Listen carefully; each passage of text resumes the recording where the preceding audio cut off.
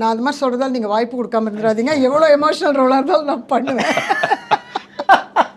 I want to work with all of you. இப்போ என்னன்னா one thing I should thank is that நான் கொஞ்சம் அழுவுறதுக்கு கொஞ்சம் எக்ஸ்பீரியன்ஸ் எனக்கு கிடச்சிருக்கு. லைக் நான் கொஞ்சம் டிஃப்ரெண்ட்டாக ட்ரை பண்ணி நோ சீரியஸ்லி அந்த எமோஷனில் ஆடியன்ஸை கனெக்ட் பண்ண வைக்க முடியுது, அவங்களும் எமோஷ்னலாக ஃபீல் பண்ணாங்க அப்படின்றது நான் கொஞ்சம் அது எனக்கு கொஞ்சம் எக்ஸ்பீரியன்ஸ் கொடுத்துருக்காங்க, கிடச்சிருக்கு. ஆனால் அதை நான் ப்ளேம் பண்ணல. நான் அது மாதிரி சொல்கிறதால நீங்கள் வாய்ப்பு கொடுக்காம இருந்துடாதீங்க. எவ்வளோ எமோஷனல் ரோலாக இருந்தாலும் நான் பண்ணுவேன். I want to work with all of you.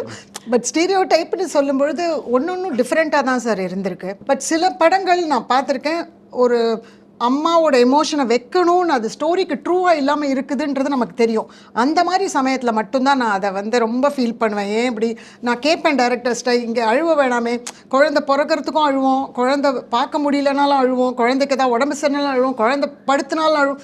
அப்போனா எனக்கு நிறைய ஹாப்பி மூமெண்ட்ஸும் கொடுக்கணும் ஆஸ் அ மதர். பட் அந்த எமோஷன்ஸ் எனக்கு விமனோட எமோஷன்ஸ் அழுக அதை ஒரு சின்ன ஸ்ட்ராட்டஜியாகவும் அது மார்க்கெட்டிங்காக மட்டும் யூஸ் பண்ணுறாங்கன்னு தெரியும் பொழுது அப்போ மட்டும்தான் நெருடலாக இருக்கும்.